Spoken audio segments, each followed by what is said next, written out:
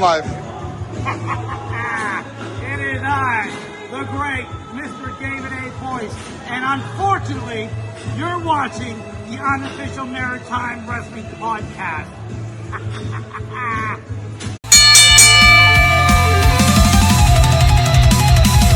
This is the unofficial Maritime Wrestling Podcast.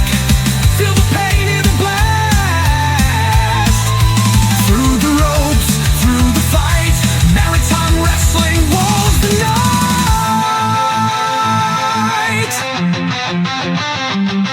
The past, the present, the future. Maritime Wrestling never dies.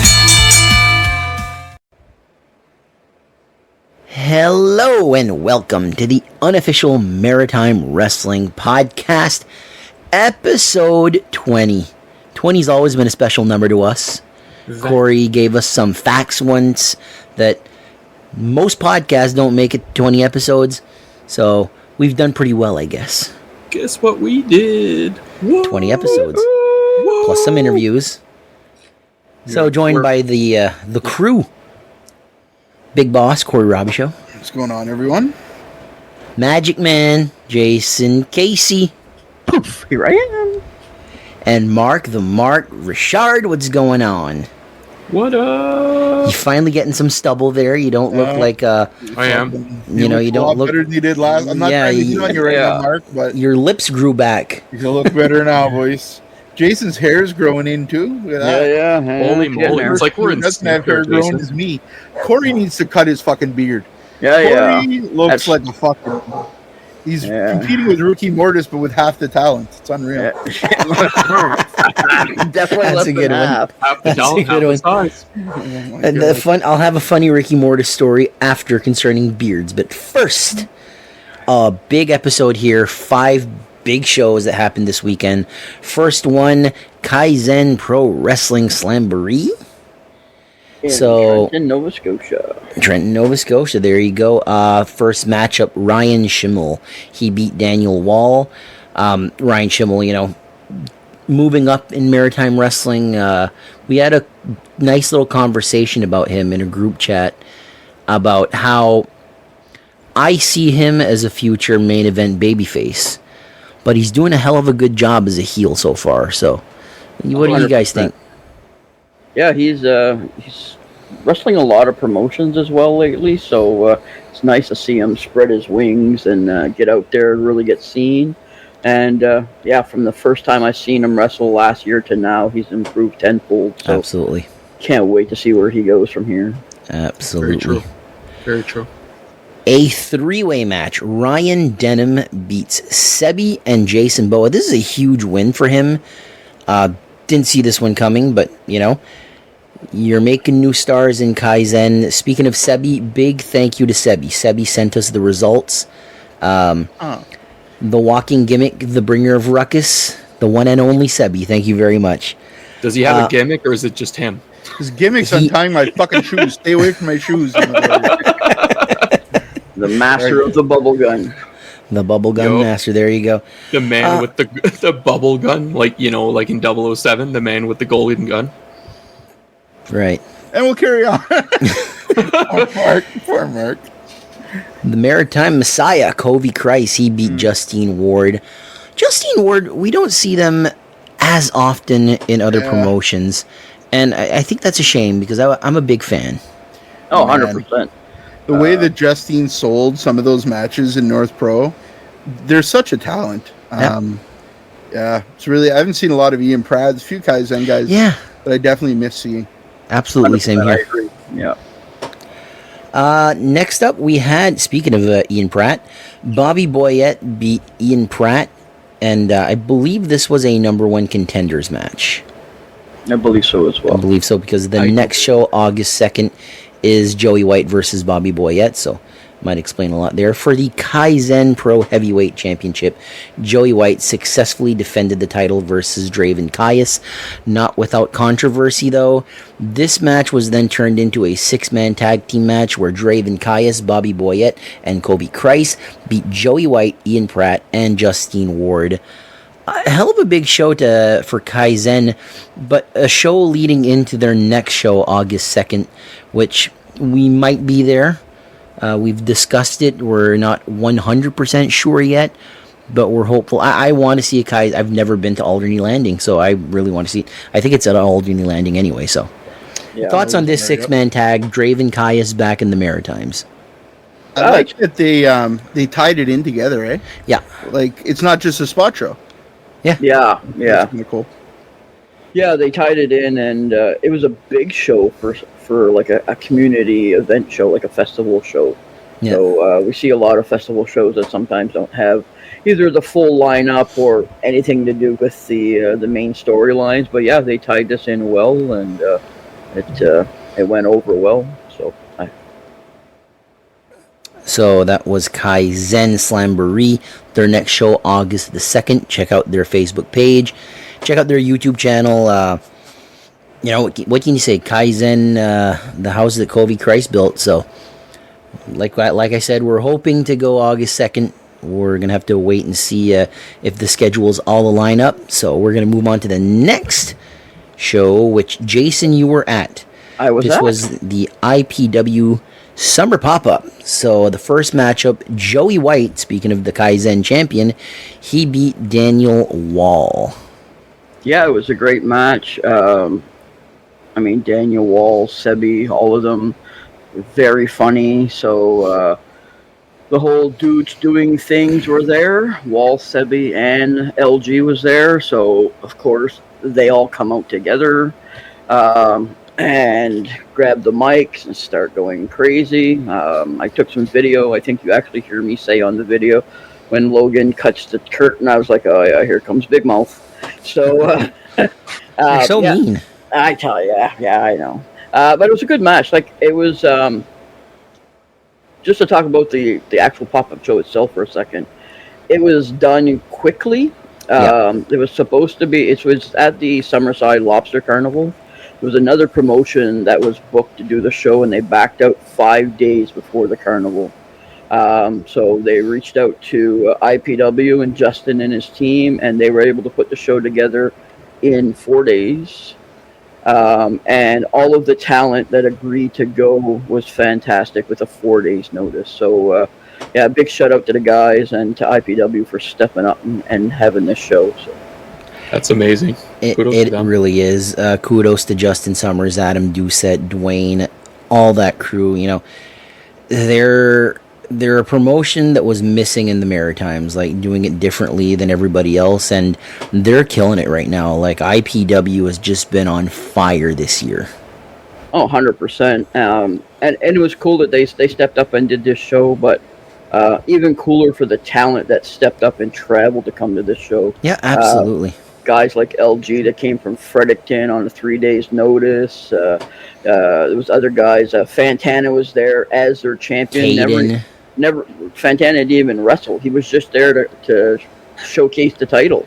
But he showed up anyway. You know what I mean? He was also a plant for the 3-way that comes up. But we'll get to that after. Next matchup, Fatal 4-Way Elimination match. Bobby Boyette beat Sebi, Spike Esty, and TJ Miguel. 4 incredible athletes right there. Like, 4 of my favorites in the Maritimes. TJ Miguel, brand new. Haven't seen a lot of him. What I've seen of him, I really enjoy. So, and to think he's only going to get better. How did this match go about, Jason? It was a fantastic match. Sebi was eliminated first. Spike was eliminated second. It was done by... Corey got the biggest smile on his face when he said Sebi got eliminated first. Yeah, good for him. That's one high-end bastard. A gunslinger, eh? Oh, yes. You won't find a bigger Sebi mark, to be fair. I love the guy. He's great. He sold a lot of bubble guns that day because there was bubbles everywhere. So Sebi was out first, followed by Spike XD.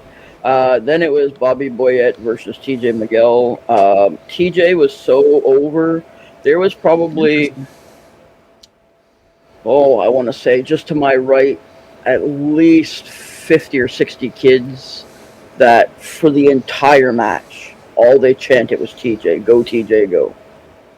So, but unfortunately he got flattened in the end, and Bobby took the win. But yeah, it was a good match. It was a little bit of high-speed stuff, a little bit of stuff off the top rope, a little bit of ruckus from Sebi, a lot of power from Bobby. So it was a fantastic match. It's great for Bobby. I like the guy. Absolutely. Yeah, He's a heel in IPW, though. he is. Yeah. Oh, that's right. Whoops. Yeah. Oh man, what a bad guy. Screw you, Bobby. Boo, boo, Bobby. You know, TJ Miguel is Louisiana one of those sucks. guys that. One thing the Maritimes does not lack is heels. There are tons of great heels. Baby faces, a little less. Not saying they're bad baby faces, they're just less main event baby faces. And TJ Miguel could fit in a spot like a Fantana does, or things like that, because Yeah. there's way more better heels than there are baby faces. Oh yeah. Like- Same thing with Spike True. SD. Spike is Exactly, probably yes. one of the newest younger guys out there that. Give him another year and he'll be main eventing all over the place. Absolutely. He's got the story behind him and everything, and I feel like those guys will find they'll hit their stride and they'll just get it right. So it's just a matter of time. Absolutely. So, third match on the card saw a three-way match that saw Caden, Port City's finest.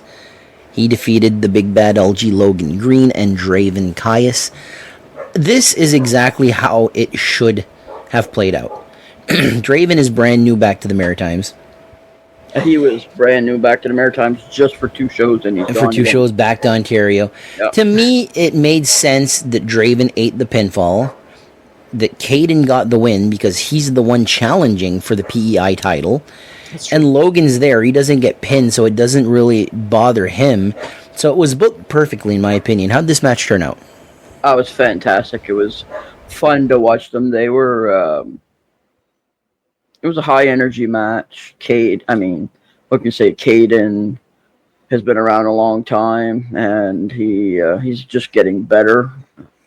Just like fine wine, the older he gets, the better he is. Draven, same thing. He been away for a while. He has definitely has changed. His style's gotten better. And Logan is Logan. We all love him. He's great on the mic, fantastic with the crowd, and he can wrestle. It was funny watching Caden and Logan wrestle each other. They got in each other's face a little bit. But it was almost trying to figure out which one of the guys was going to break first. It was pretty funny. Yeah. But it was a fantastic match. After the match was done and Caden did get the win, Fantana did climb over the guardrail and jumped right up in the ring, and they got face-to-face, and some words were said, and it was a good spot. Nice. It definitely tied everything in together really well. Do you know, just a quick question, did somebody book a hospital bed after all, or like who's going? I don't know. Remember the, Well, that's I think it's only going to happen in September for the hospital bed. So so it hasn't Yeah. been booked yet. hasn't Yeah. been booked yet. No. One of the things, I know it's not a good thing to hot potato a title. And Fantana just won the belt. It makes no sense for him to lose the title just yet. But the PEI title, I think, eventually should make its way to Caden. Oh, 100%. Like, we're going to get to Caden in the Buck 2 show, which is the last show we're going to talk about. But Caden is... There's something special about him.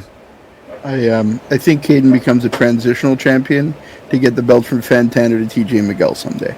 I think that could make a lot of sense. I don't know if it's Fantana's not losing it transitional. right away. No, I don't know if it's a transitional thing, though. I don't see that belt being on a heel for a long time. No. It just feels like they're a face. You're right. You're right. He deserves the heavyweight title. There you go. Great Yeah, thinking, so- Corey. I do agree Heavyweight in a champion way, though. Caden. Has a good I ring do to it. I do agree in a way that Fantana still hasn't run his course. No, with he's got a the long title. run here. It's still got a while to go. Like, people very much love Fantana, and I think he can carry that belt for a while. I think it's one of those titles. It's their secondary. Let's be honest. It's their secondary. Yep. And I was going to mention this when we get to the Buck Deuce show. Fantana, it's almost insulting that he's held one world title in the Maritimes, just one. With how over he is, let's be frank here. The people in Bucktouche, it was brand new to them. Yeah. And at the end of that show in Bucktouche, well, I'll get back to that later, but I'll just say for right now, Fantana was massively over for someone that's they're seeing for the first time. I'll play the devil's advocate. Fantana is so over everywhere that he goes, he doesn't need a belt. He can get over without the belt. He gets the reaction without the belt. That said, I love him as a PA champion. I hope he holds it for a long time. Yeah. Yeah. I disagree. I think he needs a belt because we're in a different era. Actually, before we move on, there were a couple of people that debuted some new gear, right? That was a match. LG and Caden, if I understand. Yeah, that's right. Caden debuted his blue and pink gear. And LG has a new set of white tights with gold lettering and gold dollar signs. And gold member. It's so funny how those are like the colors. If All Japan Pro Wrestling has taught me anything, is a color can be a gimmick. Yeah. Misawa, green and white, that was Misawa. Yeah. Orange, that was Kobashi. Yellow and black, that was Kawada. Red, that was Taue. Blue, that was Akiyama. And we're at a point right now where Caden has made the color pink his color. And 100%. LG, gold and white, just seems like that is Big Bad LG. Yeah, and you're going to see a lot of pictures floating around from that show, and the pictures don't do his new gear justice. LG, the sparkle on LG's gold is unbelievable. You have to see it live because it's unbelievable. It literally looks like it's made out of gold. Awesome. You know how I mentioned he looked like gold member? LG loves gold. Moving on to the main event. The Ultimate Male with Stormy Hale. So no Eric Bass here, correct? No Eric Bass. Now, speaking of Stormy Hale, she is now part of the Symphony of Wrestling. Okay. So the Symphony of Wrestling, Eric Bass and the Ultimate Male, Zane Valentine, have added Stormy Hale. So now they're the Ultimate Team. So she is now the Ultimate Female. So expect some big things coming out of that. So the Ultimate Male, Zane Valentine, wins the main event over Ryan Schimmel. We were just talking about Ryan Schimmel being a main event babyface, and at this show he is a main event babyface. So how did this match turn out? I know the lighting wasn't great, but talk to me about this match. I mean, as far as filming it went, the lighting was terrible. As far as watching it went, it was fantastic. It was two absolute powerhouses going at it. There was a lot of big spots, big moves, big muscles. It was good. Zane got the win, and then after the match was done, Spike came out, and Spike, and there was somebody else I can't remember. I had kind of walked off at that second there because I thought it was done, but there was some more stuff that happened after it, but it was, the match itself was great because it was a lot, just two big guys going at it, and both of them are powerhouses, but they can still move well. Yeah. So it was great. And I mean, like I say, we spoke about Schimmel earlier. He is by far becoming one of the best, bigger powerhouses. It's newer guys that we have. And Zane's been at it a long time, and Zane's hard to top. So. Yeah, I agree. Zane Valentine, one of my three favorites right now. So my three favorites were on this card. Well, there you go. Go figure. And there was only 4 matches. There you go. And they were only in 2 of those. Yeah. All right, so hell of a job by Justin and Adam and everybody at IPW. The crew, the talent, 100%. 100%. We can't wait to see all of you on September 6th for Game Over. Moving on to a 2-night show, or 2 shows in 2 nights, I should say. United Wrestling had a show on July 12th. The first match saw X-Ray Kyle Cruz and Sidewalk Sam beat AWOL. They would rematch the next night. We'll talk about that after. one second No. before we continue. Prior to that match, there was actually a VIP match. I didn't have that listed down. That's right. There was the Eliminator Series was a VIP match where Bad Thad Howard, my God, Howard. Bad Thad Howard beat Ryan Riggs to move on in the tournament to challenge Robbie McAllister. Right. So that was the VIP match. Then it was a tag match. So, Dream Girl Ellie, she beat Taylor Rising and Zandra Lee. They would rematch once again the next night. Cody Uno Ocho. This one confused me because I'm not sure on the writing. Cody Uno Ocho. 2-on-1. It was 2-on-1. And Okay. So Cody Uno Ocho beat Backwoods Buchanan and the Ghost Ricky Mortis. There's a reason. There is a reason. Chris Charters could not make it, correct? Correct. Yeah. So, turned into a handicap match, which turned out great for Uno Ocho. Julian Young was next. And what is Julian Young known for? Iron Man matches? No. Open challenges. Open challenge. The open challenge was answered by the former Double XL Steve Arsenault. So he is back in the maritime scenes right now. Steve Arsenault picks up the big win over Julian Young. Years ago, Julian Young and Steve Arsenault had a feud in IHW, and people were just losing their minds over that. Like 30-minute Iron Man matches and this and that. I believe this was an Iron Man match, right? This was an Iron Man match, that's correct. So, I think it's probably what these two are most famous for. Probably not Julian Young. I think his feud with Titus kind of trumps everything else. But for Steve Arsenault, former IHWI title champion, former UCW heavyweight champion, back in the scene. We will be seeing him again at the next show that we will get to in a second.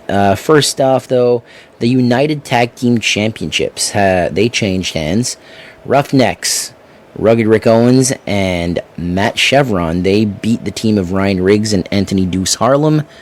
And we actually had a conversation when the switch happened. We talked about it. Like, well, there's a rematch tomorrow. Yeah. And I was like, this feels like a quick title change to have another quick title change. We'll get to that at the next show. So moving on here, JP Sims, he beat Riddick Stone. They would also rematch the next day. And the main event, to finally crown the Annapolis Valley champion, Robbie McAllister beat Bad Thad Howitt to be crowned the first ever champion. Before we move on to the next show, the Annapolis Valley Championship. Is this their secondary title, or is this their world title? I think this is going to be their world title. I think this is going to be their world title. Because you look at how Real Savage did things. They had an all-territory elite title. That was their first title they introduced. Then they brought in their world heavyweight title. CCW, they have the NBWA heavyweight title, but they also have a River Valley title, which is their secondary. So right now it's like it's their singles title. Yeah, for now. We'll see what happens down the line. Yeah. Depends on how much bigger United gets and how much, how much of a more territory they pick up. Exactly. So that was the main event of night 1. Night 2 would see a bunch of rematches with roles reversed. So AWOL this time, they beat Kyle Cruz and Sidewalk Sam. The storyline with these matches were on night 1, it's the veterans teaching the young brats a lesson, and the next night, the young brats getting their revenge and getting their respect. So, Jason, what can you tell us about these two matches? I think it was from what I understand, they were really cool. It's cool to see the roles reverse from one night to the next. You know what I mean? I'm sure, like, anybody that was at the barbecue and the Kentville Fire Hall, the two shows, I'm sure there was a crossover audience. Yeah. The places aren't that far apart, and they have a very strong community when it comes to wrestling for United. So, like, they usually have the same crowd that goes to all shows. So, I really think that it was cool for the fans to see, like, on night 1 all the old school guys get a win, and then on night 2, you know what I mean? The new kids on the block are saying, "Oh no, you might have kicked my ass last night, but you're not kicking it tonight," type thing. So yeah, I think it was pretty cool. AWOL to get the win over Kyle Cruz and Sidewalk Sam, and then Ricky Mortis as well with the Midnight Muller. So I had Masked Muller because that was what was on the. That was the original, yeah. But I come to find out it's the Midnight Muller is his name. Midnight Muller. So the Ghost Ricky Mortis as a babyface, I do believe, right? I believe so, yes. So Ricky Mortis with a big win there. A female triple threat match as Taylor Rising. This time she got the win over Zandra Lee and Dream Girl Ellie. Taylor Rising. I've heard that name before, but refresh my memory. Mark, anything? Honestly, like, I'm pretty sure that one of these people has been in TNA. Yeah. I believe. I think Dream Girl Ellie as well. Maybe ROH or something like that. Dream Girl Ellie was traded by Alpha and Matt Sydal. I don't know where she's wrestled, but I'm just looking it up right now. NWA. Yep, a little bit of time in WWE. And WWE too. Really? NXT for a little bit. Ooh. Battle Royal, a couple little things, but little looks like some dark match stuff in AEW as well. Dream Girl Ellie, was that not one of the names of? No, that I don't think she was in OVW, was she? She was in OVW from 2021 to present. She was in the show. In the show that was on Netflix. She might have been. That's where it was. Speaking of that, hey, Corey. Yeah. You know Hollywood Haley J? I sure do. So, since you and Tracy always love to watch Slap Fight and Power Slap, did you know the Hollywood Haley J is in Power Slap now? I did not know that. First of all, we're big Slap Fight Championship fans, less so Power Slap. She's in Power Slap. Get it fucking right. So we'll have to check that out on that Power Slap. I'll let Tracy know. I'll call her right now. Hey, Tracy!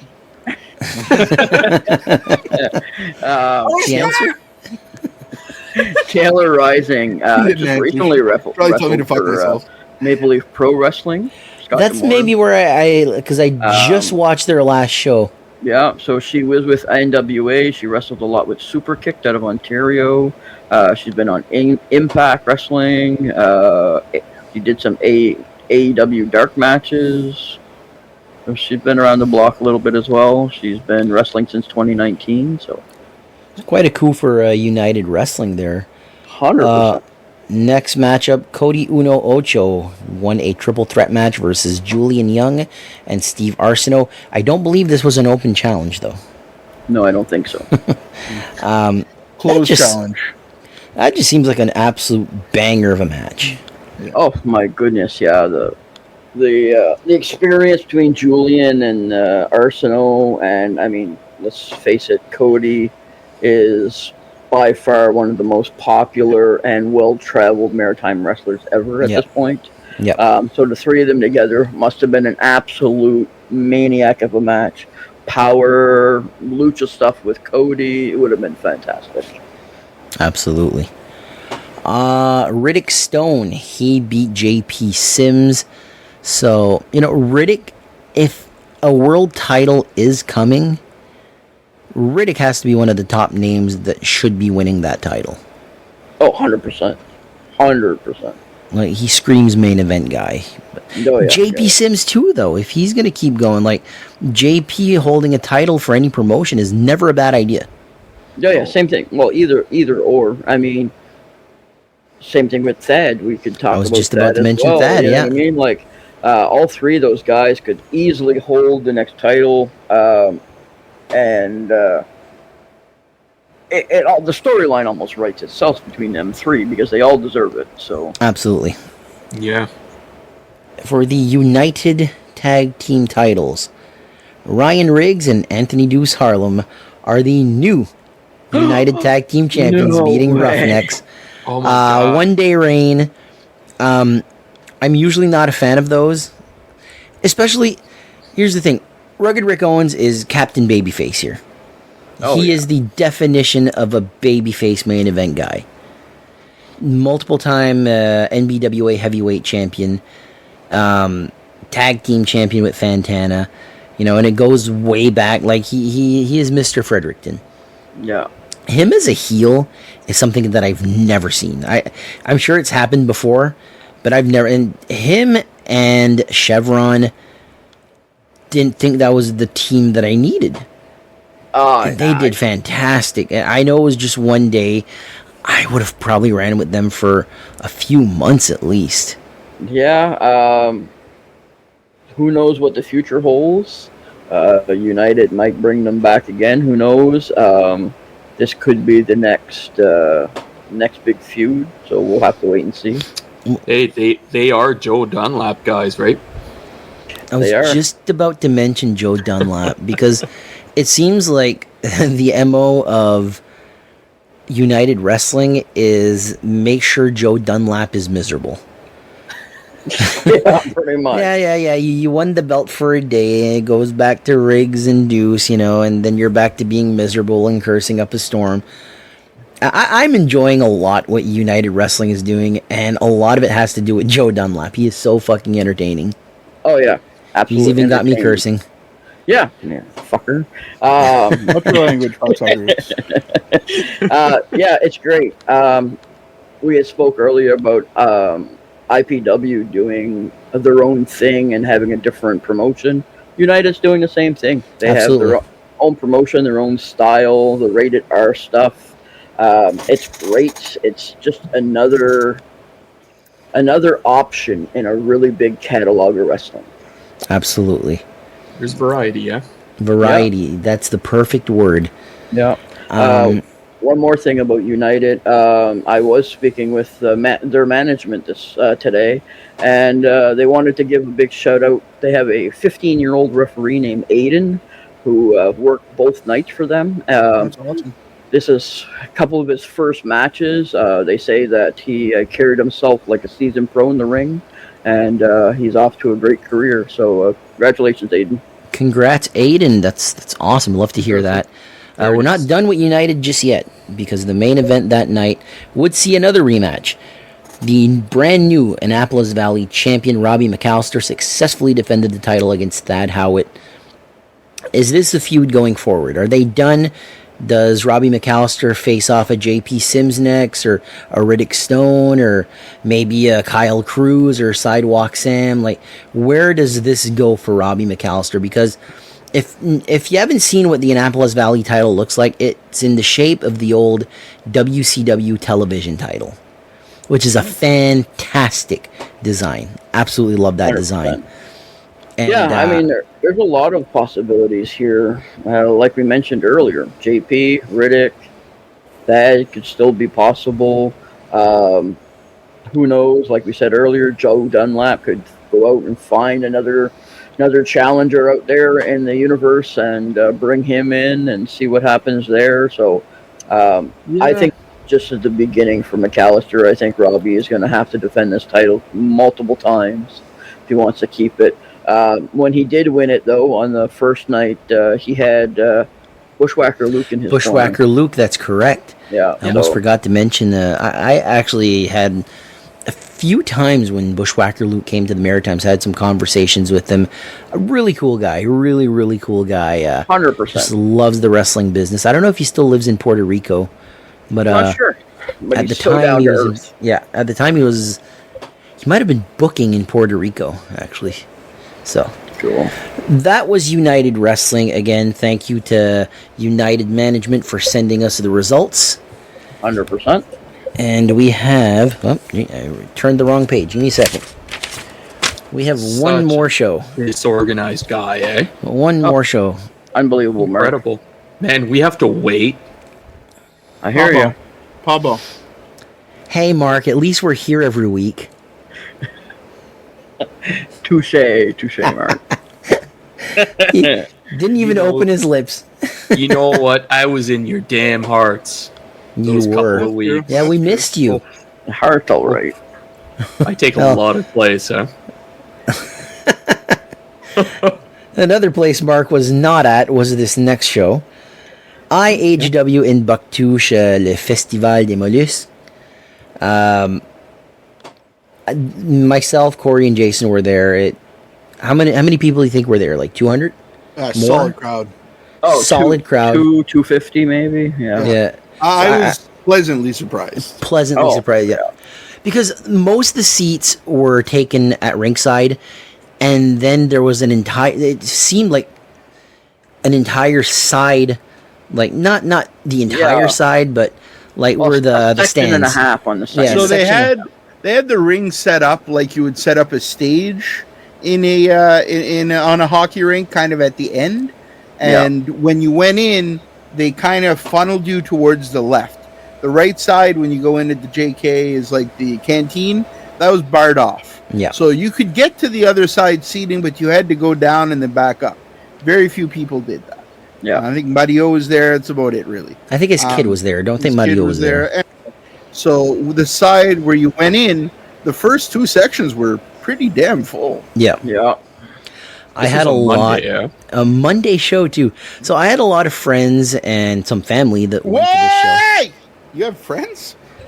You're an asshole. Can't break news like that and not have me talk about it. Now, carry on. No Yeah. way. This is biblical bullshit that he's talking right now. Carry on. This is the thing about Corey, where he finds, I'm trying to make a great point. Mythical story about my friend. Trying to make a great point, and he just keeps cutting over me, just like the dipshit that he is.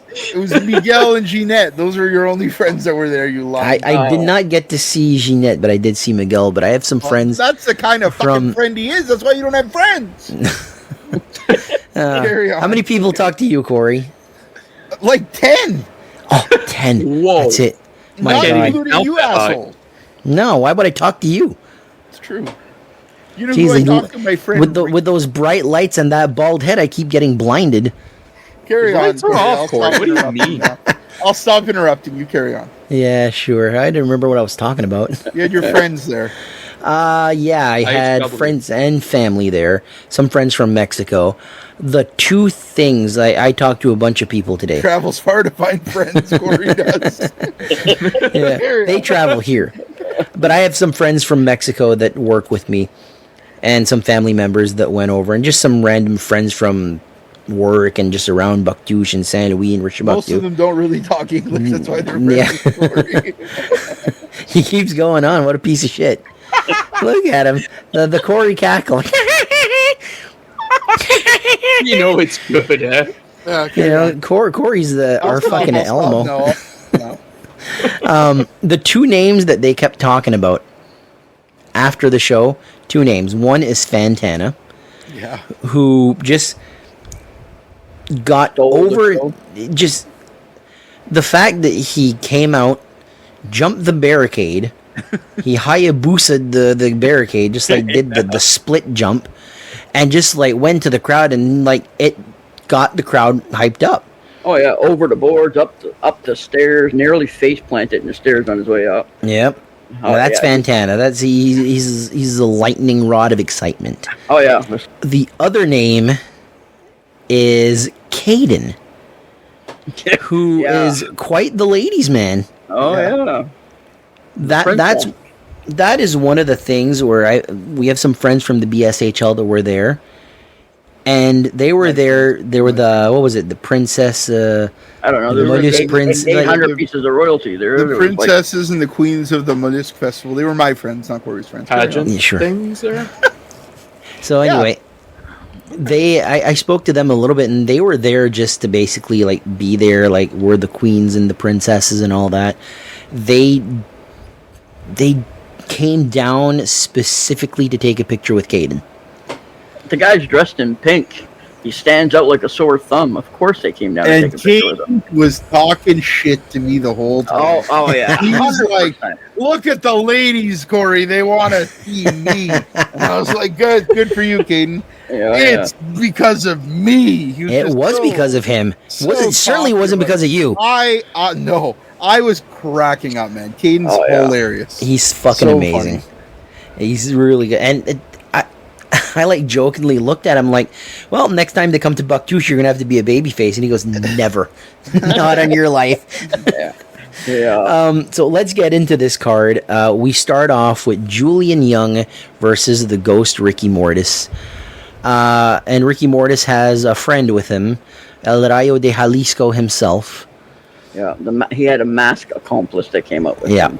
Yeah. And if you know the Mexican wrestler El Rayo de Jalisco, that was the mask. I know that because one of my friends that was there, who is from Mexico, the first year that he worked with us, he told me, I'm friends with a mask maker. Like, he makes masks for wrestlers. And he's like, I'm going to get you a mask. And he brought me El Rayo de Jalisco's mask. And when he came out with that, I went to go see. They were in the stands. He goes, amigo, did you give him your mask? I'm like, no. I don't know where he got it. But, yeah, this was a really, really good opener. Julian Young gets the win. Ricky Mortis is one of those guys. It's almost criminal that he hasn't held a title yet. He's ready for a title. He's ready for that next step. Oh, yeah, Let he's him definitely cook, as they say. He's been cooking for a while. Well, he's got over a year under his belt now. He posted his calendar earlier this week, and I think this summer left, he probably still has like 20 shows, 20 bookings. So he is everywhere's. He's Red Rock, IHW, United Wrestling, North Pro. He's all over the place, and yeah, I think it's time for him to get one of those stepping stone titles that we keep talking about all the time. Absolutely. That or a tag team title. That or a tag team title, yeah. The first time we saw him was actually at Dave Boys Championship Wrestling a year ago. It's unbelievable the amount of times I've seen this guy in the ring and the improvement that he's made. So, it's really impressive. So one more thing that Corey especially made fun of me. I sort of did a little ponytail with my long ass beard. Oh my god. And everybody made fun of me for it, except for Ricky Mortis. The second he took a look at me, he went, nice!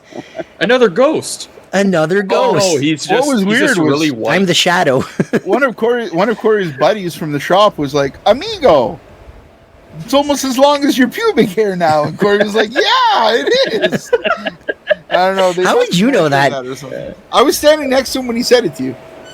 No, I mean, how would you know? Jesus Christ, you're a pervert. You know that? You're a pervert.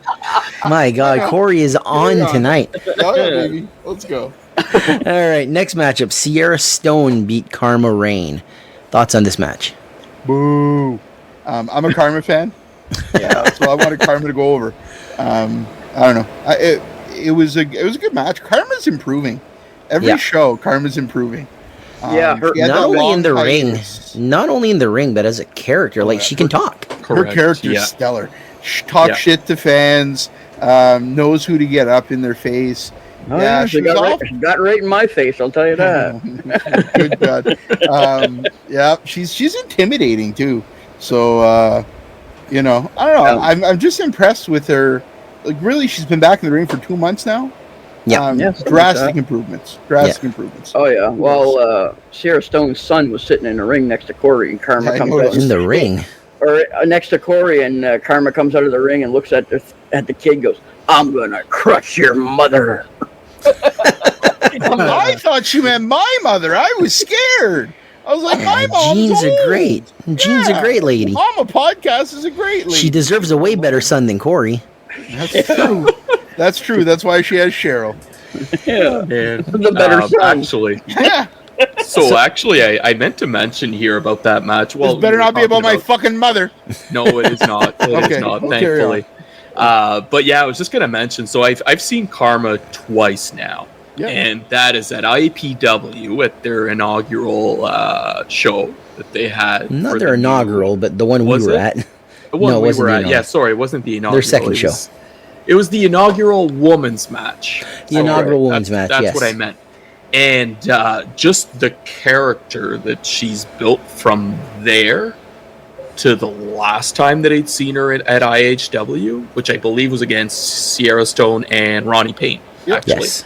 for the number one contender for not really the number one contender, but like who's going to go up against Madison Miles, and the character work from then to that particular match was incredible. There was a huge shift, and I like it. I like the direction that it's going. Yeah, and I think it's going very, very well. He also debuted new gear at IHW as well. That's so a lot of people are getting new gear. Like her gear looks phenomenal. Yeah. All these people have this gear. Like Maritime Wrestling, once upon a time, everybody had pretty bland, flat gear. Yep. And now you see Fantana with this gorgeous gear. Karma's stuff's beautiful. Caden's stuff. Everybody pops out, and it helps.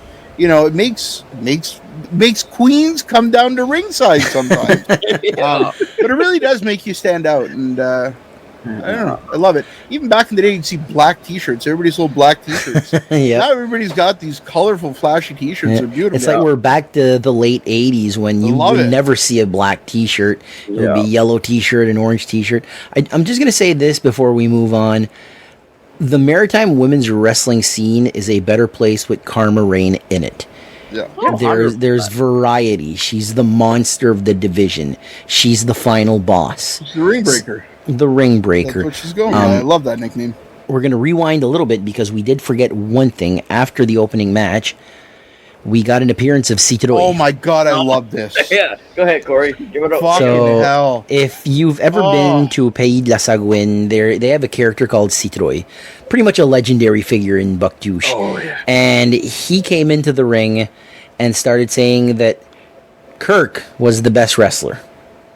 Kirk was the best wrestler, and Chris was not. All of a sudden, we hear the song, This Is How Legends Are Made. Well, he also said that this Chris guy, he didn't look like a trustworthy guy. Yep. He was there, and they'd never seen a guy that looked like that at the Pays de la Sagouine. They've never seen me there, I guess. Sold it. Oh, yeah. Chris comes out. That one of the funny things is, and I apologize. No, I don't apologize to Jason. I meant every word of it. I start booing, and he looks at me and he goes, "Are you booing me?" And I'm like, "No, it was him." And I point at Jason.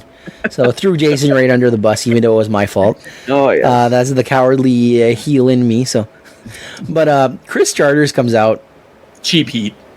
No, not Cheap Heat. No, he's Charters is good. Charters is really good. I'm talking about you, not Chris Charters. Oh, I think that's an insult to Cheap Heat. no, but they did do the Cheap Heat gimmick. Like you have the English guy against the French guy, Citroën, this like character. The poor and you got Citroën. half the Citroën crowd, was three-quarters of the crowd's French. You have Charters refusing to talk French, ripping Can on he the talk French. He said a few words in French. He said Putin. He said Putin. And Corey's eyes lit up. Yeah, he said Putin, then he insulted Putin, and I was like, hey! Nobody insulted Putin. Like, we had to hold Corey back. He's like, you don't insult the Putins. I was mad. Almost had to book a last match. I really loved it. I thought it was a great segment. At first, when I saw Citroën going into the ring, I was like, because I'll admit it, I'm not familiar with Pays de la Sagouine. And when he said Kirk, I thought for sure he was going to say Kurgan. Yeah. Because Kurgan worked. I think Kurgan worked at Pays de la Sagouine for a while. He did, yeah. And I thought he was like Kirk, but not Obey, just Kirk. Citroën is a ridiculously funny guy. Yeah. Like when 100%. Obey came out, like just when Charters like backed him in a corner, he did the split on the second rope. No, yeah. Legs spread out, and he's like, he's just as much as a funny comedian verbally as he is gesture-wise. So combine the two of them together was fantastic. And he was saying what his name would be if he was a wrestler, and he said he'd be the Flying Pumpkin, he'd be the Smashing Pumpkin. And when he said Smashing Pumpkin, I said, hey, that's copyright, NWA. So a match is made for the main event. Chris Charters defending the IHW heavyweight title versus Kirk Obey. As this is going on, Kirk Obey is cutting a promo on Charters. Citroën is behind Kirk Obey. Yeah, you want some of me? You come get, like, really playing it up. Just a hilarious segment. I thought for sure we would have seen him in the main event, but we do not see Citroën again. I legit thought it was a fan jumping the guard around. Like, why is he dressed like that? Yeah. Like, I'm not familiar with Pays de la Sagouine or anything like that. It's not something that I go to. So I was like, who is this? And Jason was like, Citroën! Like he's marking out. 100% marking out. I used to work with him. I worked at Pays de la Sagouine in 97, and he was drawing crowds then, and he's been there ever since. So, yeah, if you get a chance to go see him, go. It's the funniest. He's one of the funniest guys you'll ever see. I've got no excuse not to. Yeah, you live right down the street. And he's never been. I have, but when I was really young, so I really don't remember. So my aunt I'm Nicole, not that much older than you are, and hasn't been there for that long. You're quite older than me. The thing is, my aunt Nicole used to date a musician, Raymond Savoie, not the one you think, the other one that was in the band, the Bootleggers. And he would always play at Pays de la Sagouine, and we'd go there, and we'd watch the little theater and all that. But I barely remember. I could care less at that time. This is the late 90s, early 2000s, when I'm preteen, I believe. So I didn't care then. It doesn't ring the same when you're. No, it doesn't. If you don't get it. And yeah. But this segment was fucking hilarious. Like Citroën, props, my dude, because that was really good. And props to Obey and Charters too, because Charters sold that so well. Oh my lord! Yeah. Charters was a comedy wrestler at one point, and when we get to the main event, you'll see how he's a very serious wrestler now. He's the world champion, but he can always break out that comedy in him every once in a while, and it's hilarious.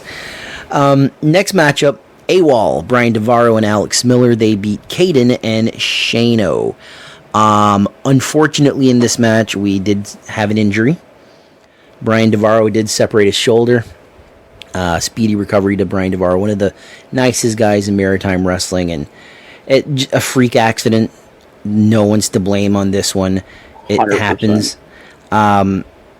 But this was an interesting tag team match because AWOL was over like crazy, but Port City's finest Caden and Shano were also over, like, surprisingly. Yeah, and there's a new dynamic with Caden and Shano. It's almost like, because after the match was done, I heard Shano tell Caden, sorry boss, we'll get him next time, boss. So it almost looks like there might be some kind of a mafia vibe going on here between these two. So we'll have to keep an eye out and see what happens here. I have to keep an eye. This is the first time me seeing Caden live. Did not disappoint. The guy, there's a reason he's one of my absolute favorites in the Maritimes right now. I'm not just blowing smoke up his ass. When I told Corey all these weeks ago, you're going to enjoy this guy. I've been watching this guy since 2007, 2009, when I could see something on YouTube of XWA. Caden and Mikey were my two guys. Wave Riders, and then after that they feuded. And it was an honor to see him finally live. I really enjoyed this. And Shano, I've known Shano since, early 2010s. You know, from ring announcing to actually wrestling, you know, and he slimmed down, and whatever he lost, I found. So props to him. AWOL, what's that? No, go ahead. AWOL, you know, they are as advertised. You know, I feel really bad for Brian DeVaro. It looks like it's a pretty serious injury.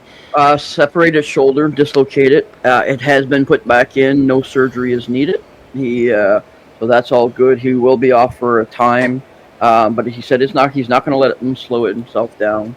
He's going to keep working on cutting promos and getting his mic skills better, and keep an eye out for him. He will be a corner man in the ring. He's already talked to some promoters, so you will definitely still see him around.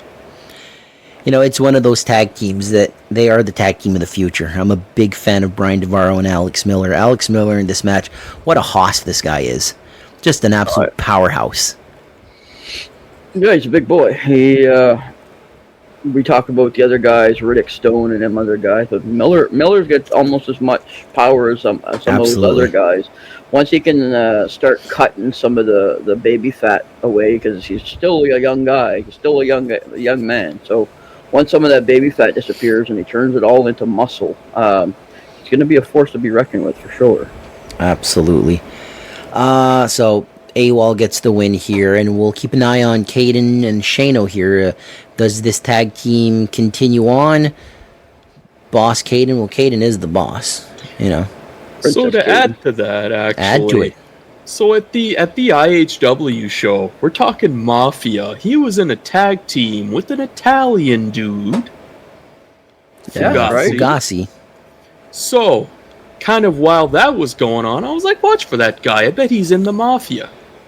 No, that's where we're headed, I think. So The I was Nostradamus of Marks. I was like, Julian Young, you gotta watch out. That guy, he's in the Mafia. He'll get you. He'll get you.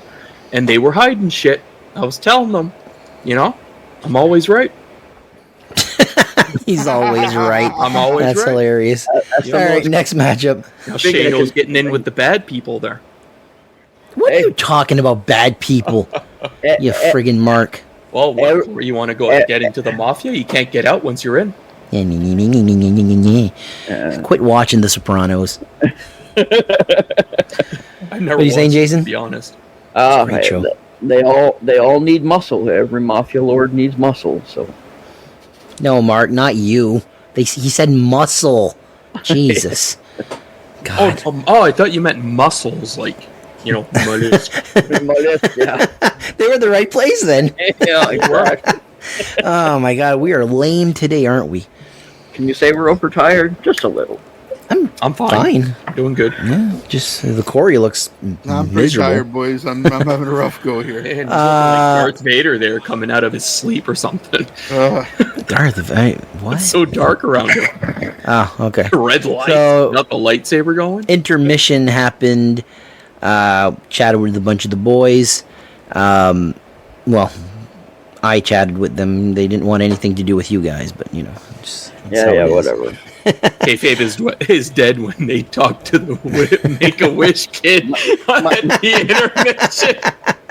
My only friend was gone to the hospital. Is that what you're trying to say?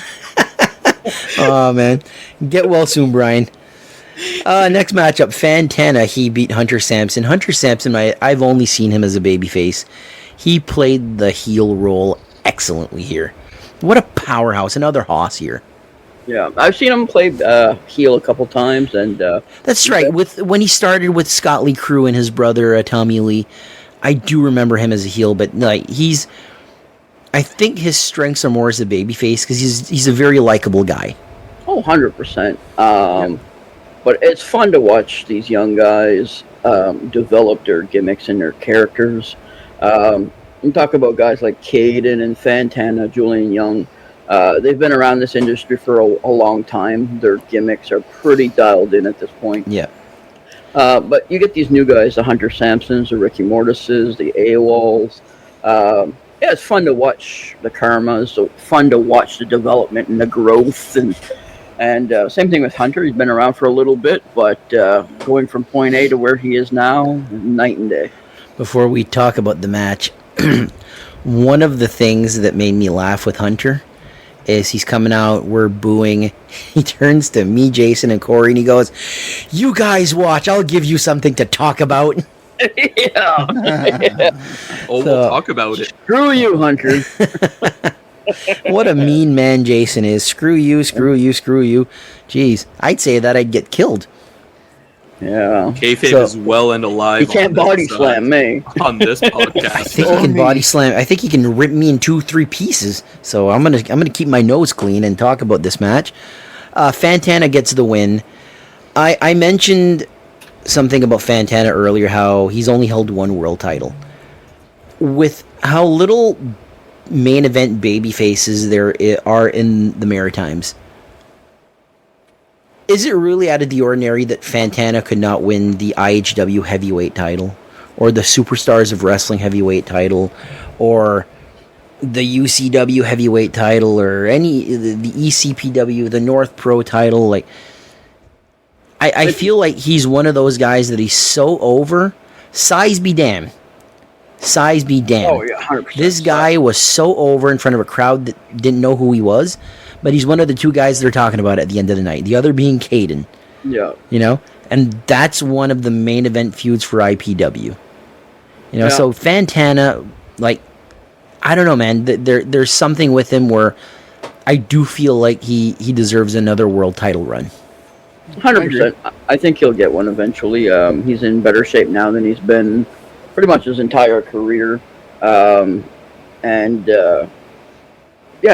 Everybody keeps forgetting that, yes, he's been around for a long time. He's got like 18 years experience, but the guy's only 32 years old. He's probably still has another 10 or 15 years to go. So, he will definitely have multiple title runs in the future. I can see it now. So I predict it. I am the Magic Man. Right? There you go. If NWE never closes down, he probably has held that title another 2 or 3 times by now. But NWE did go out of business in 2000. I think it was 2021 where they officially closed their doors. This was a fantastic match. Big man, little man. It's David versus Goliath. The little Hunter kid really did not like Fantana. The only one in the audience that didn't like Fantana. Yeah, you know exactly what Hunter's going to be wearing that night based off whatever that kid is wearing in the audience, because they always have the same outfit on. So pretty Hunter funny. copies the kid, right? Every time. There you go. Because we see the kid first, so there you go. The main event was for the IHW heavyweight title. Chris Charters, he beat Kirk Obey when he hit Kirk Obey with the championship belt. Really good match. A pretty solid main event. Kirk Obey is... Could have gotten the win if the referee wasn't knocked out. So, referee Alex and referee Logan both got knocked down. Kirk Obey. Is this another guy that we could potentially see as IHW heavyweight champion in the future? Oh, anything's possible. Kirk's been, again, wrestling a long time. He's a vet in the business. Powerhouse. He 100% could definitely deserve the title around his waist again. And he could defend it well. So, we'll have to wait and see what happens. It all depends on where they want to bring the storylines. So I like the way that they built this up too. It was like Jesse was the ring announcer, so Ref Jesse was still dealing with some post-concussion stuff. He was the ring announcer, did a great job, and he's there. He starts announcing, and the whole show is announced bilingually. Which is cool. So he's announcing. He goes to announce Kirk Obey in French, and he gets cut off by Chris Charters. And Charters goes, "Hey, I'm the champion. Announce it in English." Well, let me tell you, instant heat. Then Jesse tries again. Kirk cuts him off again. And then Alex had to stand, the ref had to stand between Kirk and Jesse for Jesse to announce Kirk in French. And then he turns around and announces Chris in English to not get his ass kicked. And it was a small detail, right? But again, good job. That's what matters in wrestling, in my opinion. The small details. It worked. It got man. Charters. I've been around too long. Maritime Idol was hated in Buckouche last night. I'm sorry. I've been around a long time, and I'm a fan of him. So, it was a good match. Obey, one of the best matches I've seen Obey have in a long time. They just had a solid match inside the ring, outside the ring, throwing people into the boards. It's just a damn good match. I did enjoy after the match. First of all, Obey comes out, takes the Acadian flag, drapes it across. Charters gets some heat there, or a pop for that one. Charters sells it great, gets up, face bump, gets back up. The flag stays on his head. I don't know how he did it. So good. But it just stayed wrapped around his head, and he keeps falling down, and he's tripping over the little stick. And it just perfect. I just want to mention one thing. Jesse, the ring announcer, Indie Baldraff on TikTok. He has a pretty solid TikTok. Go follow him on TikTok. Jesse, I had a few words with him yesterday. Wonderful guy. Absolutely love him. Did a great job. And go give us TikTok a follow. He does a lot of stuff about wrestling, and it's really entertaining. So and one of the best wrestlers around. Oh yeah, absolutely. And he had some really cool spots too. A lot of people were calling him Shano Light. Because he was the light version of the announcer or whatever. One kid kept calling him. He said, "The only way you can call me that is if you get me some popcorn." So match is starting. Jesse's sitting in the row behind us eating popcorn with this kid, and like it was great. It was awesome. Like it was just Luke was there. Luke was there, and I turned around to look at Luke and Jesse sitting there. I'm like, "What are you doing there?" He's like, "Popcorn." yeah, it was great. It was a fun night. And this was a really fun night. I put a post on Facebook, and I meant that 100%. If you want more shows at small towns like this, you need to show up and support. And I am pleasantly surprised that Bucktouche showed up. Props to the city of Bucktouche, or the town of Bucktouche, or Bucktouche. I know you're getting to McDonald's, but you're not a fucking city yet. Settle down. Not yet. And while you mention that, like right now is like there's a lot of community festivals that are going on. Usually starts right around Canada Day. We saw NBWA have a Canada Day show. They got more shows coming up in August. This past weekend, Kaizen was in Trenton for their Fun Fest. IPW did the Lobster Carnival in Summerside. This festival here, there's all kinds of festivals going on. So there's wrestling all over multiple communities this summer. So get out and support the guys. Go see a show. Support local. That's what they're there for. They're there to entertain. They're trying to make a living just like everybody else. So go support local. And the Maritime wrestling scene is absolutely on fire now. On 100%. Fire. So don't miss your chance. You know, you put a post on Facebook and, you know, you get a couple likes or whatever, and they're like humoring you. But then you show up to the arena, and it's not because I put that post out, trust me. I'm not taking credit for that. But, you know, to see 200 people there, that's awesome. That's absolutely awesome. Big shout out to another guy that we had a few words with yesterday, Razormouth. Razormouth is everywhere. He's recording stuff for IHW, for CCW, for Superstars. We've seen him record stuff for North Pro in the past. You know, there are heroes behind the scene that, you know, work their asses off, and Razormouth is one of them. And it was awesome to talk with him yesterday. He did a fantastic job recording once again, and just, you know, if go subscribe to his YouTube channel, Razormouth Productions. Same thing with the referees yesterday, Logan and Alex. They're like 16, 17 years old. You know what I mean? Did a fantastic job. There was another referee. Who was it? There was a third referee there in the first match. Fuck, I'm not following you. I have no idea. Miguel. Oh, yes, that's right. TJ Miguel was in that first match. That's right. Again, young fellow, just, you know what I mean? The young next generation coming up, doing their part, putting in their reps. So there you go. You know what I mean? You refed. Yep. Also, like we were talking last night, it was the first time wrestling was in Bucktouche in the last 10 years. Yep. Yeah. I remember the last time. And IHW, one of the things that I will say about IHW, everything outside of Riverview is tweaked slightly. So Charters is a baby face, and Riverview, he needs a heel everywhere else. Yeah. 10 years ago, or I think it was more than 10 years ago, but the last time I saw wrestling in Bucktouche, IHW went, and I think the only ones that didn't have a gimmick change was like Titus and Julian Young. Everybody, like BT Bobby Man was the All-American Steve McKinnon. You know, It was like gimmick change after gimmick change after gimmick change. And with this, there is a slight tweak, but not by much. Like, not by much. It's still the same gimmick. Maybe someone who's in Riverview is a babyface, and here he's a heel, like Hunter Sampson. I've seen him in IHW only as a babyface. Here he's a heel. But, you know, they're hoping to come back next year, and we'll be there to support them. 100%. Like I say, anybody comes to a local community, go support them. Most of these local community shows are either free or much less expensive, $10, $20 a ticket.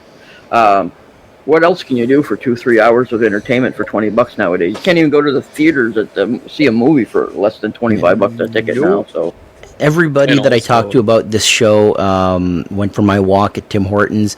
Most of the people that were at the Tim Hortons were at the show. Workers at Tim Hortons were at that show.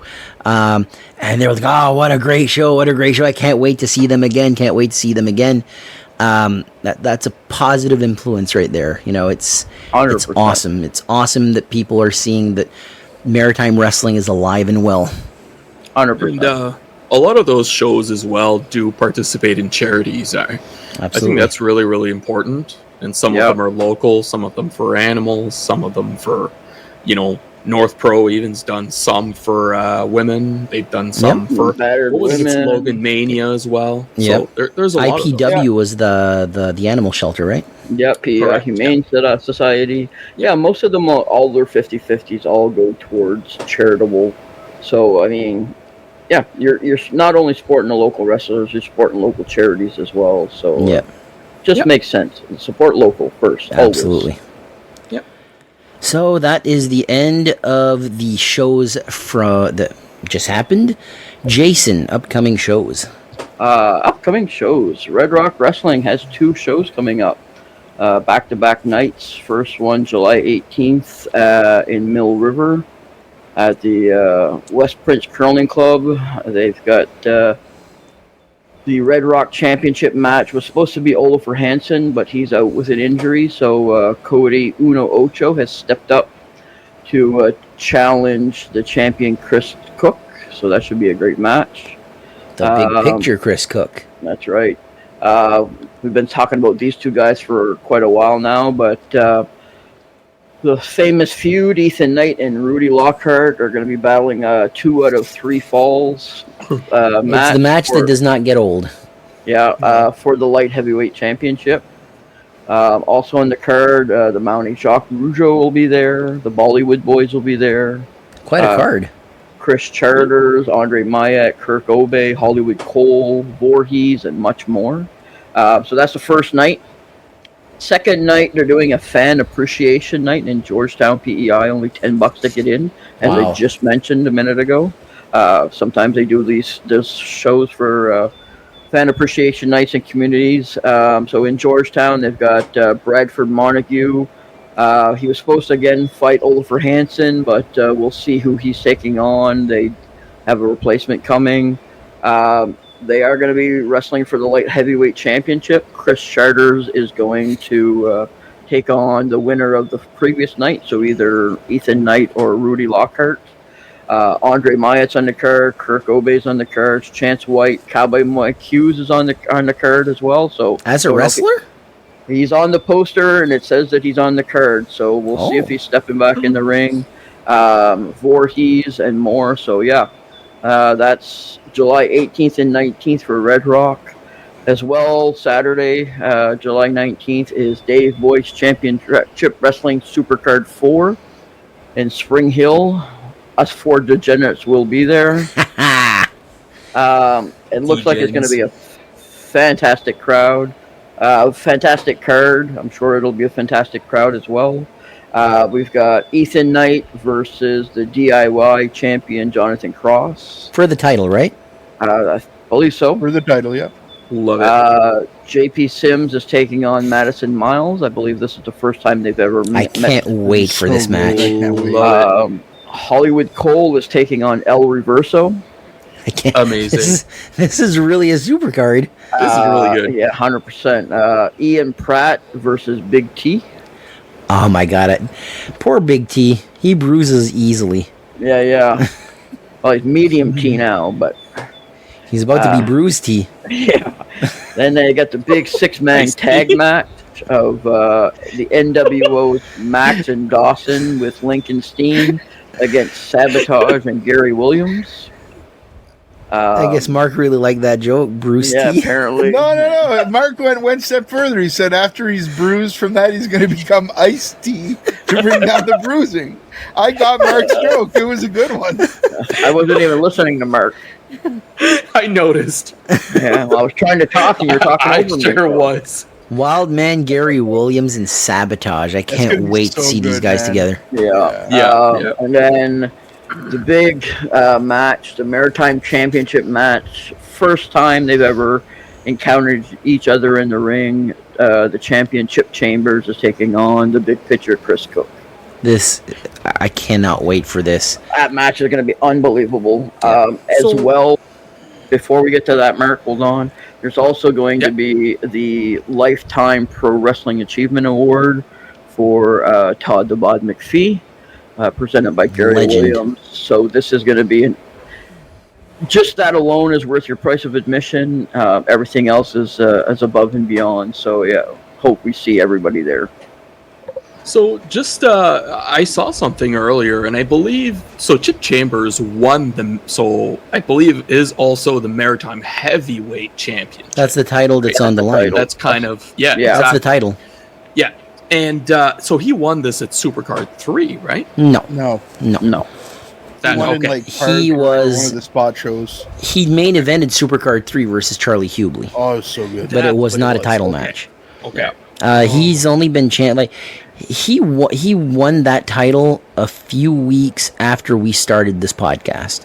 Like, it was Brian. I think the first thing we ever talked about on this podcast was Chip Chambers winning the Maritime title. Yeah, we had to find the photo. I remember that. That's right. Yeah. My bad then. So, any more shows, Jason? No, those are the only shows for the weekend. Awesome. So we'll have a in-depth review on. I've got the detail right here for you. Chip Chambers became the first Maritime champion for DBCW on Sunday, February 23rd of this year. Okay. Where was it at? I have no idea. Was that the Parkside Pub, right? No. No? Oh no, it was No. It was the weird place that I can never say the name. Annapolis Valley? No, it wasn't not Annapolis Valley. Mount Uniac? Mount Uniac. It was Mount Uniac. It's Uniac. Yep, it was at that show. I'm not sure. It was. It was. I remember. I just couldn't say it. I was just trying to find all the names of the places that you couldn't say. Oh, you're an idiot. All right. Speaking about Dave Boyce Championship Wrestling, thanks to Dave for the intro. Thank you very much, Mr. Dave Boyce. Uncle Dave, did I call him? Uncle Dave, yeah. No. He's my uncle, not yours. Okay, well, you can have him as an uncle. Yeah, I shall. I've got brother Caden, so... No. I get Caden, too. I got LG, I got Zane, I got Bass. You can have the rest. Have Fat Fantana. I'll gladly take Fantana. And Mark, you can, well... I'm sure there's a referee or a homeless security guard that'll Jesse, take you can take Jesse. Yeah, myself and Corey No Ear are fine. Yeah, we're fine. We've got each other. We've got each other. Man. Oh God, you guys look so sad. Yeah, we're recording this on a Tuesday. So today is actually there's a special birthday I want to announce as well. Jason Boa. Hey, happy birthday, buddy! Boa. Happy birthday, Boa. I love Boa. Don't choke on the birthday cake. Mark always ruining everything. It was the candle on top. Sorry. Yeah. It was the candle on top. There you go. So Jason, our fan question of the week returns this week. What is it?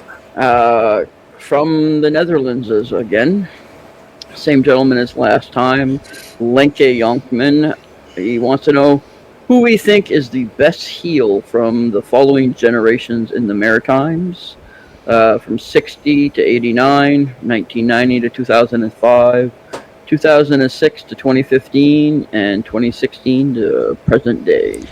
So I imagine that Mark and Corey are probably like, we're going to go last because we're still trying to figure it out. No, I have it. You have it? So I'll still go first. Hey, what? I have it. Yeah, fuck you. So from the 60s to the 80s, there are two names. In my opinion, there are two names that are synonymous. And with this list, a great heel to me is a great heel, but someone that gets heat to the point where it's like it can be life-threatening, that's what I'm looking for. And the two names that I had for the 60s to the 80s were the Cuban Assassin and Killer Karl Krupp. I went with Killer Karl Krupp. Krupp is one of those guys. There's a story. I don't know if Corey remembers this, but BT Bobby Mann's grandfather, so Ben Dagg. So there's a street named after him. He was a World War II veteran. Was captured by the Nazis. was thrown in a dungeon, had to survive on snakes and rats, escaped, but really, really disliked Nazis for the rest of his life. And Killer Karl Krupp, he goes to a wrestling show.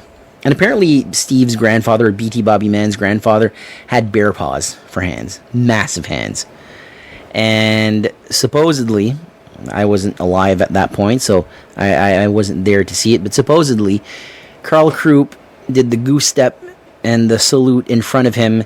He got out of his chair, punched him in the back of the head, knocked him out cold, and beat the piss out of Killer Karl Krupp. That's heat right there. Yeah, I'd say. Killer Karl Krupp, George Mumberg, was not German. He was from Holland. And he was actually forced out of his country. Like, he had to escape from the Nazis. And found his way to Canada. Wrestled as Dutch Mumberg. He wrestled as Mad Dog Mumberg. Eventually, they needed a German Nazi character. And they asked him, and he decided to go Hogan's Hero with it and make it a joke. And that was his revenge to the Nazis.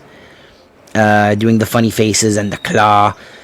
The thing about Killer Karl Krupp is non-wrestling fans. If you say Grand Prix Wrestling, they go Killer Karl Krupp, the claw. Yeah.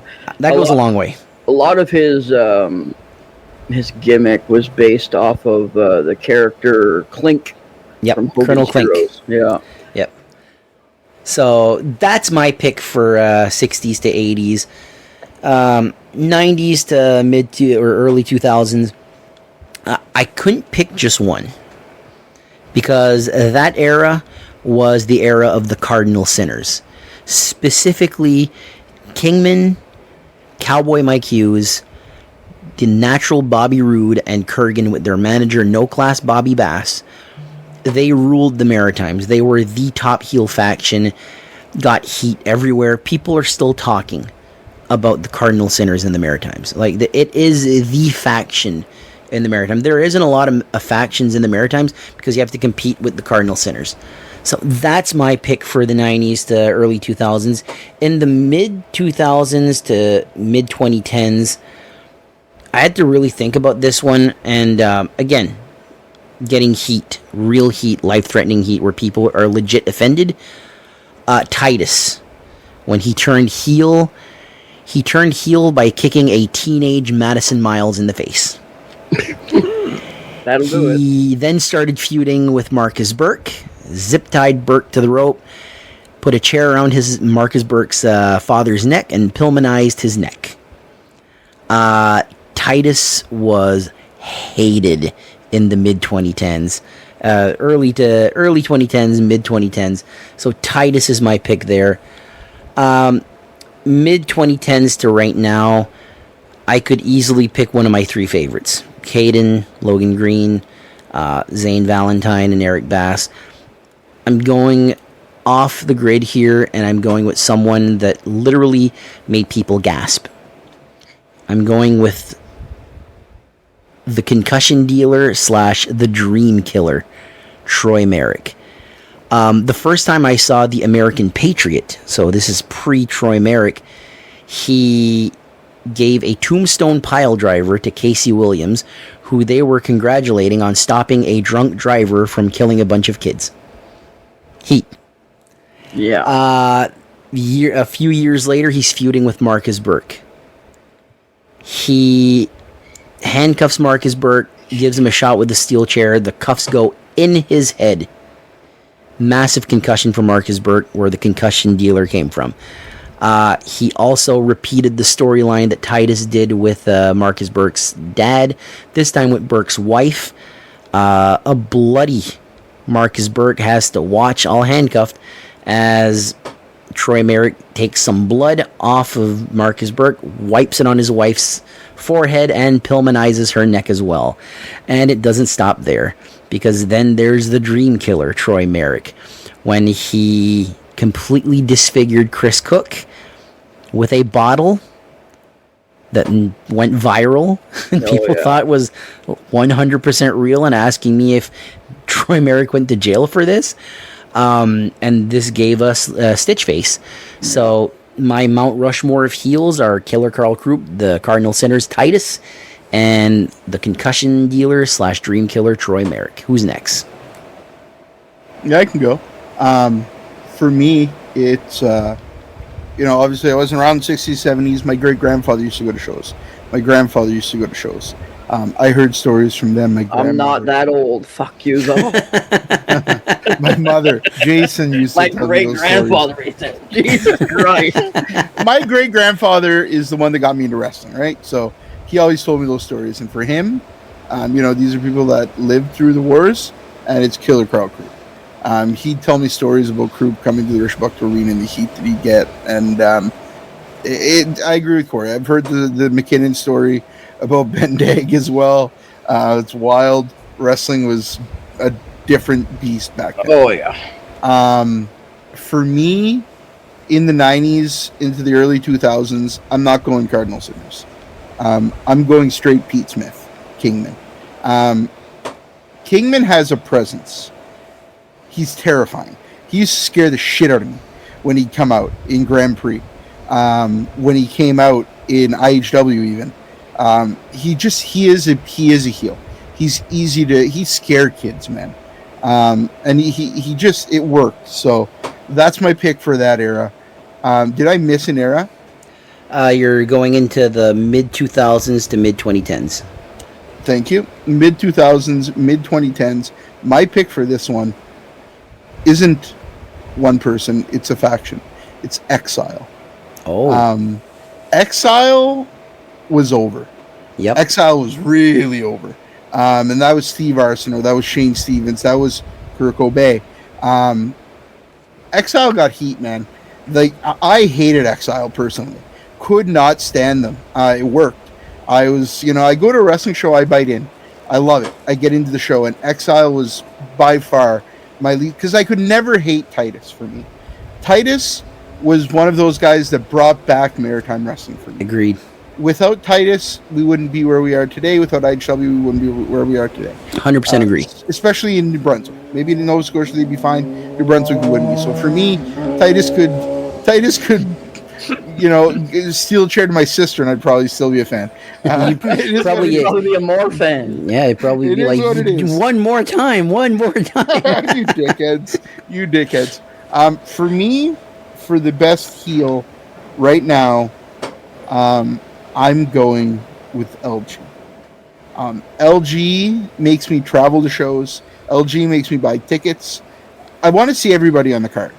But at the end of the day, if LG's not there, maybe I'm not going to go. LG's not going to be the only person that makes me go to the show, but he's going to be that extra piece that drives me to go. Like in Fredericton in a few weeks. Am I going just to see LG? No, but I definitely want to see Carol Esty and LG. I want to see where that goes. I want to be there in person. So for me, the current heel, and it's not even close, it's the big bad LG. Cool. I'll go next. We have similar foreheads. Very long. There you go. I'll go next. For me, 60s to 80s, for me was No Class Bobby Bass. He opened his mouth, he got heat, regardless. He was in... Whether wrestling or managing. Oh, 100%. The minute he stepped on the floor, he was being booed. He didn't even have to say anything yet. He was being booed. The minute he opened his mouth, oh my God, he was constantly barking. It was crazy. He'd get heat nonstop. During his match, he'd be yelling at the fans. So to me, he was, for me, one of the ultimate heels. Obviously, there were multiple. Killer Carl Krupp, honorable mention, like you guys both said. Cuban Assassin as well. Played a great heel as well. Same thing. He was scary as hell looking. He come out, man, the crazy eyes were going, and the head was tilting. And so, yeah, it was... But yeah, for me, it was No Class Bobby Bass. 90s to mid 2000s. It wasn't the whole Cardinal Sinners for me. It was just Mike Hughes. Cowboy Mike Hughes was, to me, one of my favorite heels for that time period. Not so much the presence of Kingman, but just the way he did things, like secretly, as soon as his referee's back was turned, he was doing something dastardly, and just, you know what I mean? Like, just the heavy metal rocker, I don't give a damn type, you know what I mean? Yeah. So, Same with you, Corey. Titus for me in the mid 2000s to 2006, 2015. Titus was the ultimate heel. Especially the later, like 2010s.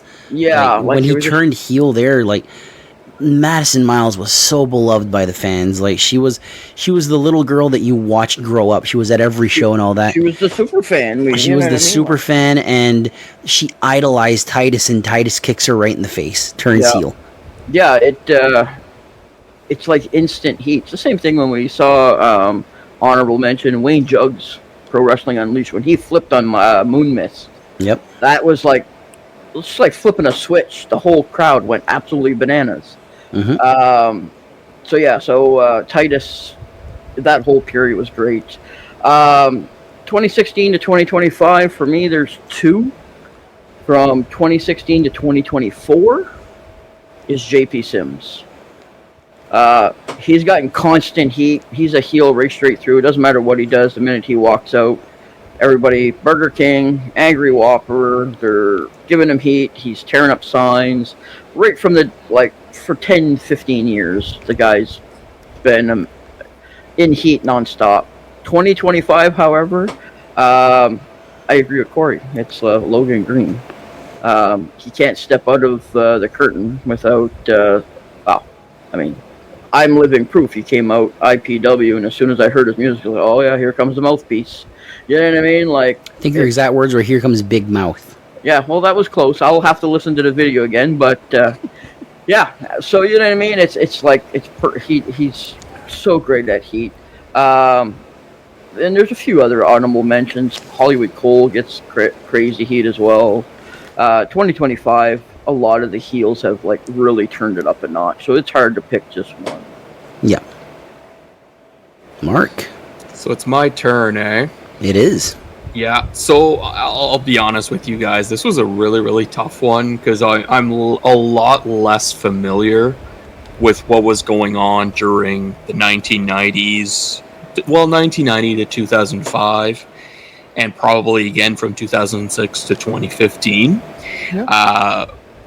Until 1989, my dad was going to the Atlantic Grand Prix shows when they were going to Kokang, Rishbaktu, or whatever. And, talking about heels, the one I believe that may have marked me the most was the Cuban Assassin. With everything that was going on, it was wild. The stories that he told me, he was interacting, and I call this interacting, but rather savagely chasing them around. Yep, he did that. Oh yes, that's just putting it nicely. But yeah, he really, really marked me. Just the stories that I've seen and the photos that I've seen, he looks like a wild man every time. There's a video. I think it's the earliest footage of the Cuban Assassin. It's from 1973, 1974. It's from Quebec's version of Grand Prix Wrestling, and it's just a promo. And it's the Cuban Assassins with his tag team partner. But you look at Angel Acevedo, he looks completely insane. Oh yeah, eyes bugging out, the weird smile, the big bushy beard, the big hair, and he looks like it's one of those things that if I saw that on the side of the road, I would cross the street. Oh yeah, I go the other direction. Exactly, 100%. Unreal. The facials that Cuban Assassin had was unreal. Yeah. So I was going to mention that because there's also a reason behind that is that I'm the only guy in the family that can't really push grow my hair out to be an afro. And my dad had the biggest and curliest hair, and I think he told me that he hadn't shaved his beard in 2 years. And they used to say you had the hair and the beard of the Cuban Assassin. Oh, wow. That's what they said, right? It was kind of crazy. So that's kind of funny. It's like I said with the Killer Carl Krupp thing. You mentioned Grand Prix and they go, the claw. You have a big bushy beard and big bushy hair. They immediately go, Cuban Assassin got Eve. Yeah, it's burned into Maritimers' brains. Yeah, those are two of the they're on par with the Cormiers. Oh, actually, 100%. Talking about Carl Krupp, still to this day, I never realized this until recently, where my dad used to do this thing way back in the day where he'd grab our knees with his hand and be like, the claw. Then he'd grab our knees and it hurt like a bitch. And then my brother kept doing it, and I've been doing it. Like the whole family. You didn't realize it was Carl Krupp, huh? Years, and I never realized that it was that until I saw that that's what his finisher was. Yep. The claw. So I've been doing the claw for how many years? Like I'm known to have very long hands, but very small hands. Long fingers, small hands. We've compared hands just for fun, and trust me, he has little wieners next to mine. Jesus, they're like Vienna sausage. Trust me. It sounds like you've been going down on me, and that is not the case. No. So moving on. Geez, that sounds worse. This podcast has taken a wrong turn somewhere. Editing. I need to do some editing. Speaking of crossing the street. Yeah, honestly, like moving forward. Please do. I'm probably going to skip the 1990s, the early 2000s. Like I'm a lot less familiar with that. But moving forward to when I started watching, like one of the first ones that came to mind was Troy Merrick. The fracture angle with Chris Cook. That was the first one that I'd seen. Like, it was my first Maritime wrestling show. It was insane to see that. Like I marked out. Mark got some blood on him. Everybody marked out. Man, I got blood on me too. I hear you. I don't know if it's probably still because I think you sent it to your girlfriend, Mark. But there's a picture of Mark's arm that's covered in this blood. Blood, yeah. Oh no, it's real blood there, Corey. That was a real bottle. Yeah, of course it is. But no, that was absolutely insane. Another one, absolutely Logan Green, LG, just for working the crowd. Like that's such a big part of being a heel nowadays, and he does it so well. It's insane. It's crazy.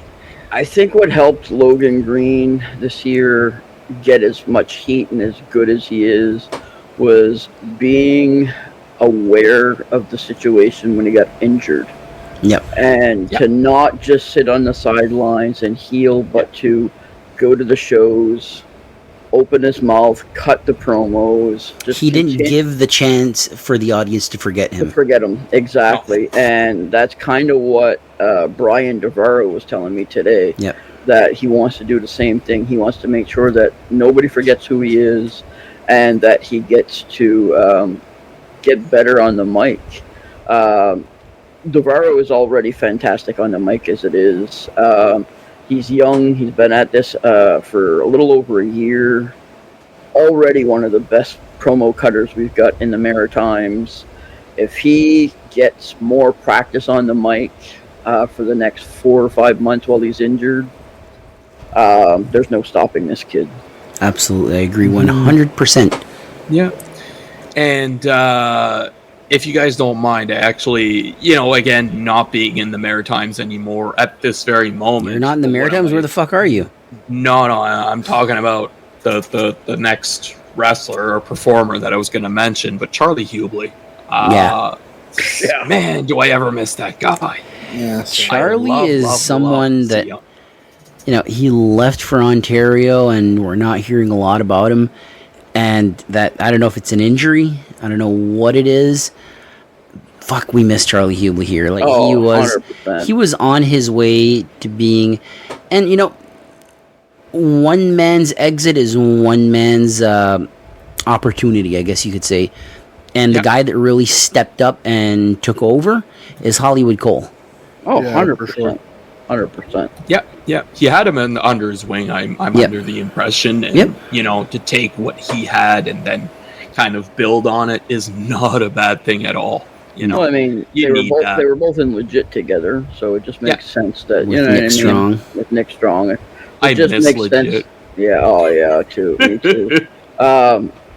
It almost looks like, in my eyes anyway, when Charlie left, Ethan Knight stepped into his role. Yeah. With Cole. Yeah. Because that's another one. Boy, oh boy, when Ethan Knight steps out into a crowd, he gets heat. Evan Knight, Aaron Knight, whatever you want to call them. All of them. All of them. They all get heat. Yeah. His alter egos. Yeah. So, it's just fun. Like I say, there's a lot of guys in 2025 that are unbelievable heels. Again, we spoke about him earlier. Caden gets crazy amount of heat. Joe Dunlap doesn't even wrestle. Gets unbelievable amounts of heat. You have to mention Uncle Dave Boyce. Oh, Dave as well. Dave is the same That's thing. He's very true. chirping to people the minute he cuts the curtain. As a manager, even when he's not a manager, he cuts the curtain and people are still yelling at him. JP was in my mind for that middle bracket, the 2008 to 2000 whatever. I thought of JP Sims too.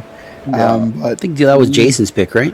That was my pick. Like I totally did think of him, but for me, it's again, I kind of, I don't know, special place for Exile. I hated them.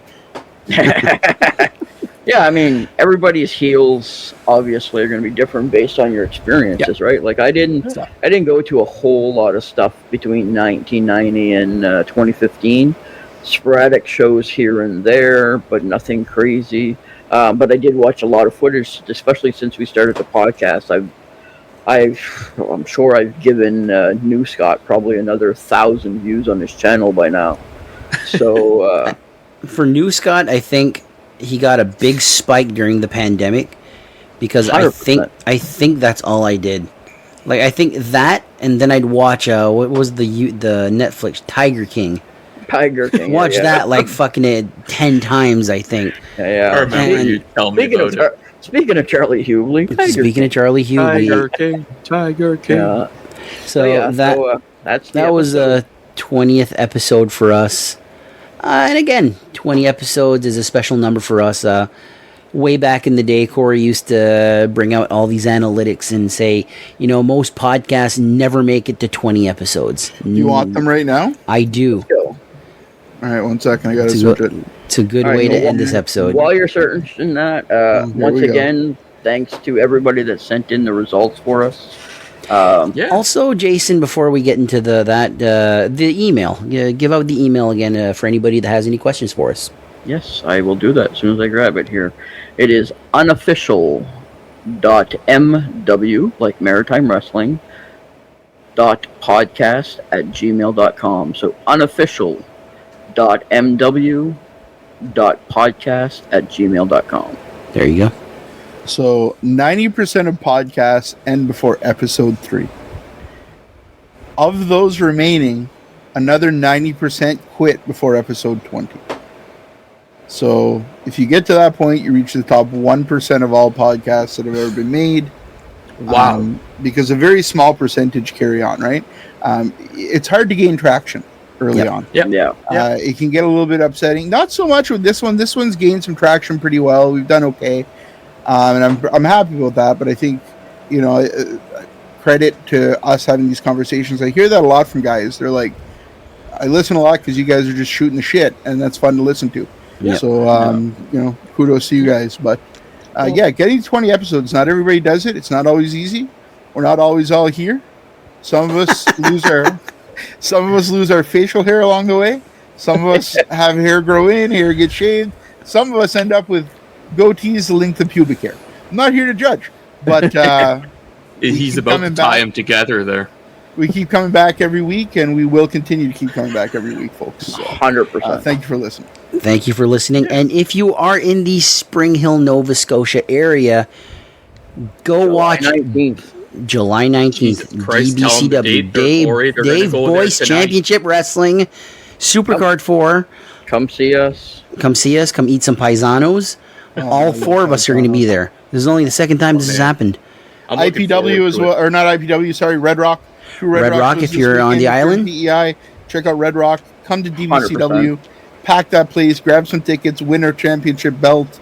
I'm going to win that belt. DBCW is a special. Oh.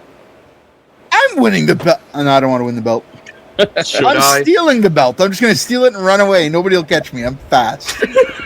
Yeah, well, my knee's pretty bad, so if I win, you probably got yourself a new belt. Sugar knee, baby. Sugar knee. So, with that being said, This weekend, jam-packed. Come see us in Spring Hill. If you're on the island, 2 big shows for Red Rot Wrestling.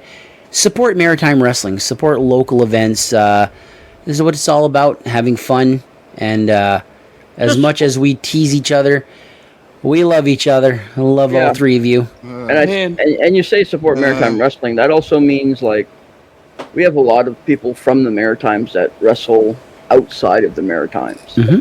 So if you see them out and about, because I know we have listeners in Ontario and Alberta and stuff, if you see our guys out and about, go support them. Chantal, Orion are out there all the time doing stuff in Ontario, Alberta, FKA. Zane Valentine and Wesley Piper in Maine. Yeah, Ian Pratt was in Florida not long ago. We've got... We're so wired up that the dogs are losing their shit in the background. I love it. That's Maggie that wanted to say hello. FKA is on his way to Manitoba to wrestle for Tony Condello Wrestling this week. Actually, he's left today or tomorrow. So, really if you see our guys out there from the Maritimes, support them because they deserve it. Absolutely. Oh, and so with that being said, Mark's not done. The fun thing is here, we don't burn out from this. We're just having fun. No. Right? That's right. Well, we do kind of burn out, but we soldier on. No, 100%. No, nothing. Okay, geez, I thought that was funny. Were you talking about me? No, I was talking... Oh. Yeah, never mind. Oh, it's like burning out. Anyway. I'm not cutting this out. Fuck you. Oh, that's all right. All right, thank you for listening. We will see you next week for episode 21. See you in Spring Hill. See you in PEI. See you next week. Thanks for listening to this week's episode. Don't forget to like, subscribe, and remember to catch us here every Wednesday for a new episode. Please visit us on Facebook, Instagram, and more. Links are in the description. See you next time. Don't miss out and don't be late. Hear wrestling talk that's first rate. Wednesday nights at 6 o'clock.